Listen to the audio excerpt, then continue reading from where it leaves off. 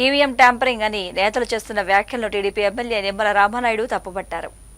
ఎన్నికల్లో ఓటమికి EVM tampering కారణమంటూ YCP నేతలు చేస్తున్న వ్యాఖ్యలను టీడీపీ ఎమ్మెల్యే నిమ్మల రామానాయుడు ఖండించారు. ప్రజలిచ్చిన తీర్పును కూడా వీళ్లు తప్పుదారి పట్టిస్తున్నారని మండిపడ్డారు. 2019లో ఇవే ఈవీఎంల ద్వారా వైసీపీ 151 సీట్లను గెలుచుకుని ఏపీలో ప్రభుత్వం ఏర్పాటు చేసింది కదా, అప్పుడు జరగలేదా ఈవీఎం ట్యాంపరింగ్ అని నిలదీశారు. ఈ 5 ఏళ్లలో జరిగిన నిరంకుశ రాక్షస పాలనపై ప్రజలు తీర్పు ఇస్తే దాన్ని ఈవీఎంలపైకి నెట్టేయడం చూస్తుంటే వీళ్ళింకా ఓటమి నుంచి పాఠాలు నేర్చుకున్నట్లేదని నిమ్మల రామానాయుడు విమర్శించారు. జగన్ రాజకీయాల్లోకి ధనదాహంతో వచ్చారే తప్ప ప్రజలకు సేవ చేయడానికి కాదని, ఈ 5 ఏళ్లు తాను చేసిన రాజకీయాలే అతనికి ప్రతికూలంగా మారాయని అన్నారు. జగన్ పాలనకు వ్యతిరేకంగా ప్రజలు కసితో ఓట్లు వేశారని, కూటమి అభ్యర్థులు 1000 ఓట్ల మెజారిటీతో గెలుపొందారంటూ ఆనందం వ్యక్తం చేశారు. స్థాయిలో మాట్లాడడం చాలా దుర్మార్గమైన విషయం అని చెప్పి సందర్భంగా భావిస్తూ ఉన్నా. నిన్న 4వ తేదీన ఆంధ్రప్రదేశ్ రాష్ట్ర ప్రజలిచ్చినటువంటి తీర్పు ఏదైతే ఉందో 5 కోట్ల ఆంధ్రుల సమిష్టి విజయం అది. 5 సంవత్సరాల జగన్మోహన్ రెడ్డి పాలన మీద జనం తిరగబడి ఒక ప్రభంజనంలా జగన్పై విరుచుకుపడి ఈ నిరంకుశత్వ నియంతృత్వ రాజ్యాన్ని కోకట వేళ్లతో పెక్కలించి కుప్ప కూల్చినటువంటి చారిత్రాత్మకమైనటువంటి విజయం నిన్నటి విజయం.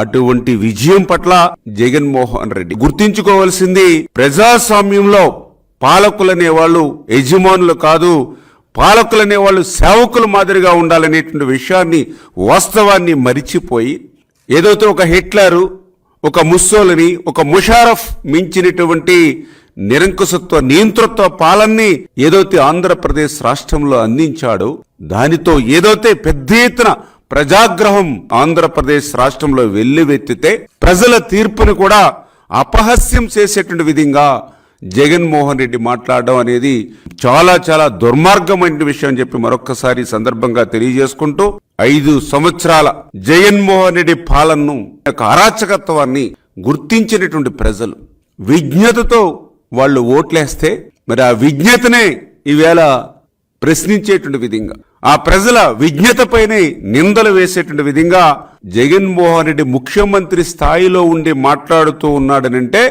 నీతి లేని రాజకీయ నాయకుడు ఎవరైనా ఈ దేశంలో ఉన్నారనంటే అది జగన్మోహన్ రెడ్డి అని నిన్న ఆయన మాట్లాడినటువంటి మాటలను బట్టే మనందరికీ కూడా అర్థమవుతున్నటువంటి పరిస్థితి.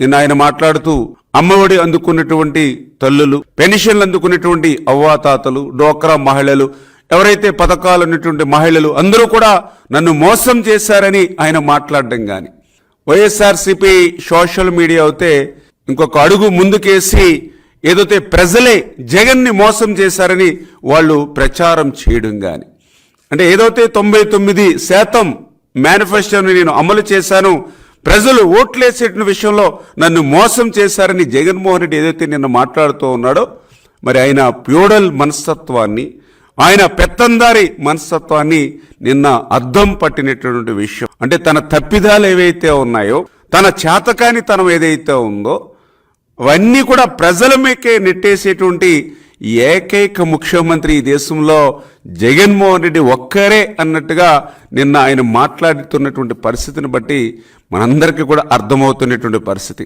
99% మేనిఫెస్టోను అమలు చేశారని పదే అబద్ధాన్ని చెబితే అది నిజం కాదనేటువంటి వాస్తవాన్ని ఈవేళ జగన్మోహన్ రెడ్డి గుర్తు పెట్టుకోవాల్సిన అవసరం ఉంది.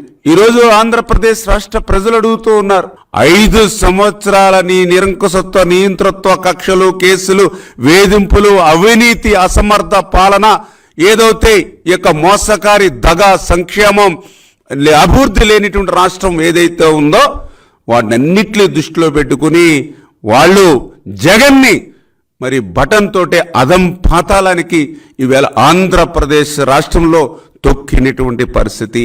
అందుకే ఇప్పటికైనా సరే జగన్మోహన్ రెడ్డి గారికి విజ్ఞప్తి చేస్తూ ఉన్నాం, నీ యొక్క నియంతృత్వ నిరంకుశత్వమైనటువంటి మనస్తత్వాన్ని మార్చుకుని ప్రజాస్వామ్యబద్ధంగా అయినా భవిష్యత్తులో అయినా సరే నడుచుకోవాలని చెప్పి మరి మేము అందరం కూడా కోరుకుంటున్నామని చెప్పి మేము కూడా చూసాం. సరే ఇన్ని వేల ఓట్ల మెజారిటీతో ఒక్కొక్క అభ్యర్థి గెలవడం అంటే 1983లో తెలుగుదేశం పార్టీ ఆవిర్భవించినప్పుడు కూడా లేనిటువంటి ప్రభంజనం ఈవేళ 2024లో కనిపించింది అని అంటే మరి ఆంధ్రప్రదేశ్ రాష్ట్ర చరిత్రలోనే ఇంత చెత్తగా పరిపాలన చేసినటువంటి చెత్త ముఖ్యమంత్రి ఎవరూ లేరు అనేటువంటి విధానం మేం చెప్పడం కాదు, ప్రజలే నిన్న తీర్పుతో ఇచ్చినటువంటి పరిస్థితి.